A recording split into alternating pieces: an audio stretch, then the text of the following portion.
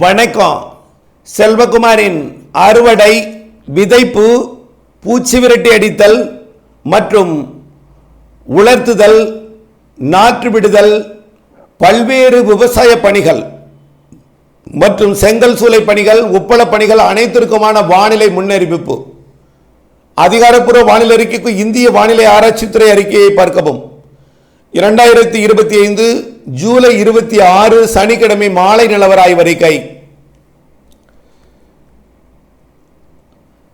இது ஒரு விவசாயிகளுக்கு அச்சத்தை போக்கும் வகையிலும் வழிகாட்டும் வகையிலும் இந்த அறிக்கை அமையும். இறுதி வரை பார்த்து பயன்பெற அன்போடு கேட்டுக்கொள்கிறேன். எனக்கு வந்த கேள்விகளை பார்த்தீங்கன்னா, இன்றைக்கு சார் வெப்பச்சலன இடிமழை பொழிவு அடுத்த வாரத்தில் தொடங்கும் என்று சொல்லியிருக்கிறீர்கள். அது ஆங்காங்கே மாலை இரவிலே பெய்யும் என்று சொல்லியிருக்கிறீர்கள். எங்கள் ஊருக்கு பெய்யுமா? கொல்லிமலைக்கு பெய்யுமா? இதேபோல் கடந்த சுற்றின் மாலை இரவு வெப்பச்சலன மழை பொழிவு சொன்னீர்கள். அப்பொழுது எங்களுக்கு பெய்யவில்லை, அவசரப்பட்டு அறுவடையை செய்துவிட்டோம். இப்பொழுதும் அப்படி இருக்குமா? கடந்த சுற்று மழைப்பொழிவு எங்களுக்கு மட்டும்தான் ஒதுக்கியது. ஆனால் அருகில் உள்ள ஊர்களுக்கு கனமழை பொழிந்திருக்கிறது. கடலூர் மாவட்டம் முதல் திருவள்ளூர் மாவட்டம் வரைக்கும் பல்வேறு இடங்களில் ஒதுக்கி மழைப்பொழிவை கொடுத்திருக்கிறது. ஆனால் எங்களுக்கு ஒதுக்கியது இந்த சுற்றின் மழைப்பொழிவு பொழியுமா? தூத்துக்குடி, திருநெல்வேலி மாவட்டத்தின் பகுதிகளுக்கு எப்படி இருக்கும்? தென்மேற்கு பருவமழை உச்சபட்ச தீவிரமாக இன்றைக்கு இருக்கிறது, எங்களுக்கு போதும் என்ற அளவிற்கு மேற்கு தொடர்ச்சி மலை மக்கள் கேட்டுக்கொண்டதன் அடிப்படையில் இந்த மழை எப்பொழுது விலகும் என்றும் கேட்டுக்கொண்டிருக்கிறீர்கள். ஆக விலகும் என்று எதிர்பார்ப்பவர்களுக்கும் மழை வரும் என்று எதிர்பார்ப்பவர்களுக்கும் மேற்கு தொடர்ச்சி மலையில் விலகும் மழை, சமவெளி பகுதிகளில் வங்கக்கடலோர மாவட்டங்கள் மற்றும் உள் மாவட்டங்களில் வரக்கூடிய நாட்களிலே இடிமழை பொழிவை தீவிரமாக்கப் போகிறது என்பதையும் தெரியப்படுத்த விரும்புகிறேன். இடிமழை பொழிவு என்பது மாலை இரவு மழை தான். எங்கே பெய்தாலும் அரை மணி நேரம், அதிகபட்சமாக 1 மணி நேரத்திற்கு மேல் இருக்காது. சற்றே நீங்கள் சிந்தித்து பார்க்க வேண்டும், கோடை கால மழைப்பொழிவு எப்படி இருந்தது என்று. ஆனால் இந்த ஆண்டு கோடை மழை கூடுதலாக இருந்தது, வெயில் தனிவாக இருந்தது. அதாவது மேற்கிலிருந்து மழை வரும், உங்கள் ஊருக்கோ அல்லது உங்கள் அருகில் உள்ள ஊருக்கோ பெய்துவிட்டு அப்படியே கிழக்கு நோக்கி போய்கொண்டே இருக்கும். அரை மணி நேரம், 1 மணி நேரம் அதிகபட்சமாக பொழியும். பெரும்பாலும் 1/4 மணி நேரம், அரை மணி நேரத்திற்கு மேல் அந்த மழைப்பொழிவு இருக்காது. ஆனால் ஒதுக்கி மழைப்பொழிவு கொடுக்கும். இதற்கு காரணம் என்னவென்றால், தென்மேற்கு பருவமழை எப்பொழுதெல்லாம் தீவிரம் குறையுமோ அப்பொழுது வெப்பச்சலன இடிமழை பொழிவு தலையெடுக்கும். நாளையுடன் தென்மேற்கு பருவமழை, அதாவது இன்றைக்கு உச்சபட்ச தீவிரமாகி நாளை மாலைக்கு பிறகு தீவிரம் படிப்படியாக குறைய, 28ஆம் தேதிக்கு பிறகு முற்றிலுமாக குறைந்து 29ஆம் தேதியிலிருந்து கொஞ்சம் மேற்கு காற்று மெல்ல நகரும் காற்றாக மாறி மாலை இரவு இடிமழை பொழிவை கொடுக்கும் வகையில் காற்று சுழற்சிகள், அதாவது தரைப்பகுதிகளில் வெப்பம் அதிகமாகி தரைப்பகுதியை நோக்கி மாலை இரவு காற்று வந்து தரைப்பகுதிகள் குவிய இடிமழை மேகங்களை உருவாக்கப் போகிறது. இதன் அடிப்படையில் வடகடலோரம், வட உள் மாவட்ட பகுதிகளுக்கும் டெல்டா மாவட்டங்களுக்கும் 29 தேதிக்கு மேலே 2ஆம் தேதிக்குள் ஆங்காங்கே கிடைக்கும். படிப்படியாக அந்த மழைப்பொழிவு அனைத்து உள் மாவட்டங்களுக்கும் 2ஆம் தேதியிலிருந்தும் 3, 4, 5 தேதியெல்லாம் தென் மாவட்டங்களுக்கும் அனைத்து மாவட்டங்களுக்கும் கிடைக்க போகிறது. கண்டிப்பாக வரக்கூடிய 29ஆம் தேதிக்கு மேல் படிப்படியாக மாலை இரவு மழைப்பொழிவு என்பது உறுதி. 2ஆம் தேதி அனைத்து மாவட்டங்களுக்கும் பரவலாகிவிடும். 3, 4, 5, 6, 7, 8, 9, 10 தேதியெல்லாம் எல்லா மாவட்டங்களுக்குமே மழை இருக்கும். குறிப்பாக டெல்டா மாவட்டங்கள், வடகடலோர மாவட்டங்கள், வட உள் மாவட்டங்கள் பகுதியெல்லாம், அதாவது விரிந்து பறந்து அகன்ற பரப்பு இருக்கக்கூடிய, அதாவது கன்னியாகுமரியை விட வடக்கே வர வர வர பரப்பு விரிந்து இருக்கும்.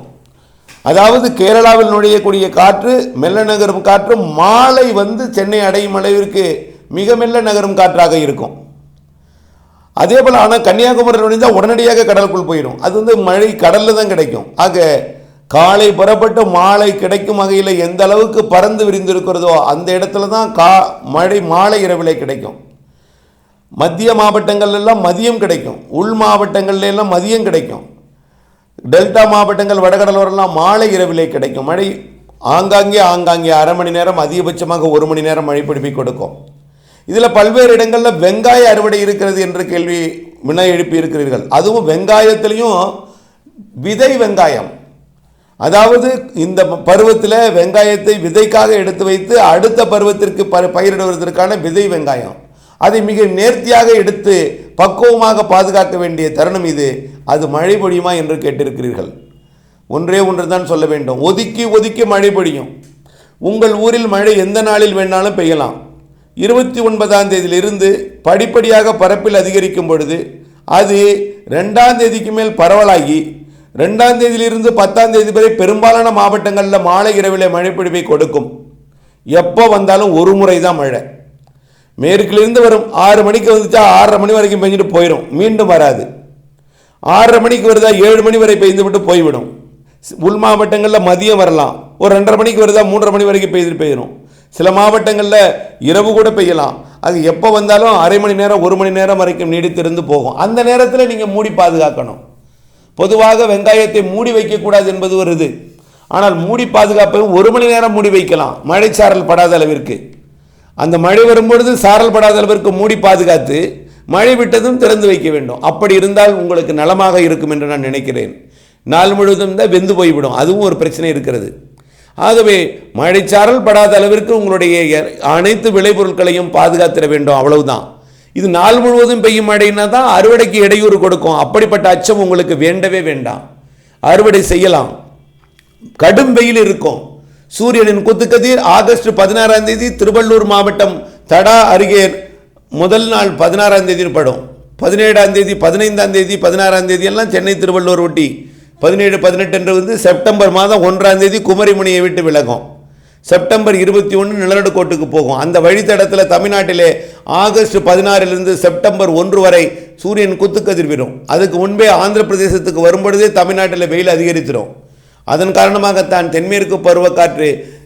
தென்மேற்கு பருவமழை தீவிரம் குறைந்திருக்கும், காற்று திசை மாறி இருக்கும் என்பதனால தென்மேற்கு பருவ சாரல் ஈரப்பதம் இல்லாத காற்றாக வரும் என்பதனால வெயில் அதிகமாக இருக்கும். வெயில் அதிகத்தின் காரணமாக அதில் இருக்கக்கூடிய வெப்பத்தால் லேசாகி மேலெழுந்த ஈரப்பதம், அதாவது நீராவி மாலை இரவிலே கிழக்கு காற்று சந்திப்பை ஏற்படுத்தி தெற்கு காற்றுக்கு மேற்கு காற்று சந்திப்பை ஏற்படுத்தி காற்று குவிதலால் மழைப்பொழிவை ஏற்படுத்தும் என்பதுதான் வரக்கூடிய வானிலை மாற்றம். ஆகவே மழை உறுதி ஒதுக்கி ஒதுக்கி பெய்யும். தினசரி உங்களுக்கு பெய்யும் என்று சொல்ல முடியாது. சில இடங்களிலே வாரத்தில் 7 நாளும் பெய்யும், சில இடங்கள் வாரத்துக்கு 6 நாள் பெய்யும். குறைந்தபட்சம் ஒரு நாளாவது உங்களுக்கு பெய்யும். அதுவரை பொறுமை காத்திருக்க வேண்டும். விரக்தி அடைந்து விட கூடாது. காரணம், கண்டிப்பாக பொழியும் என்று உறுதிப்பட்டு தெரிவித்திருக்கிறேன். 10ஆம் தேதி வரை பொறுமையாக இருக்க வேண்டும். தென்மேற்கு பருவமழை பெய்த காரணத்தினால்தான் கடந்த 2 மாதமாக சரியான வெப்பச்சலன மழை இல்லை. தென்மேற்கு பருவமழை பெய்ததற்கான சாட்சி அணைகள் நிரம்பி இருக்கிறது. மேட்டூர் நிரம்பி இருக்கிறது, 120 அடி கொள்ளளவில் இருக்கிறது. உபரி நீர் வரத்து அப்படியே திறக்கப்படுகிறது. பவானி சாகர் இன்று 2 நாளில் நிரம்ப போகிறது. நீலகிரி மாவட்டத்தில் எதிர்பார்க்கப்பட்ட மழை இன்றைக்கு அதிகமாக இருக்கும் என்றும் கொட்டி கொண்டிருக்கிறது. இப்பொழுது வரை காலையிலிருந்து 12 சென்டிமீட்டர் மழை பொழிந்திருக்கிறது. நாளை காலைக்குள் 24 சென்டிமீட்டர் மழை பொழிவு நீலகிரி மாவட்டத்திற்கு அவலாஞ்சில கிடைக்கும் என்று எதிர்பார்க்கப்படுகிறது. அதே போல வால்பாறையிலும் 15 20 சென்டிமீட்டர் நாளை அதிகாலைக்குள் கிடைக்கும். இப்படி அணைகள் எல்லாம் நிரம்பி இருக்கிறது. பவானி சாகருக்கு நாளை பில்லூர் அணை திறக்கப்பட வாய்ப்பு இருக்கிறது நாளை அதிகாலையில். ஆகவே கூடுதல் நீர் பவானி சாகருக்கு வர வாய்ப்பு இருக்கிறது. பிஏபி அணையெல்லாம் திறக்கப்பட்டிருக்கிறது, அங்கிருந்தும் தண்ணீர் வந்து கொண்டிருக்கிறது. ஆகவே அனைத்து தென் மாவட்ட அணைகளும் நிரம்பி இருக்கிறது. அடவி நாயனார் அணை கோயிலும் நிரம்பி இருக்கு, குண்டாறு நிரம்பி வழிகிறது. எல்லா அணையும் நிரம்பி இருக்கிற காரணத்தினால இன்னும் நிரம்பாத அணைகளும் நிரம்பும். ஆகவே தென்மேற்கு பருவமழை முன்கூட்டியே பெய்து வலுத்த மழையாக அணைகளை நிரப்பி இருக்கிறது. இதனால் தான் வெப்பச்சலன இடிமழை பொழிவு ஜூன் ஜூலையில் நமக்கு தீவிரம் குறைந்திருந்தது. ஆனால் இனிமேல் வரக்கூடிய நாட்களில் வெப்பச்சலன மாலை இரவு இடிமழை பொழிவு கிடைக்கும். இது கடலோரமும் கிடைக்கும், உப்பள பகுதிகளுக்கும் கிடைக்கும்.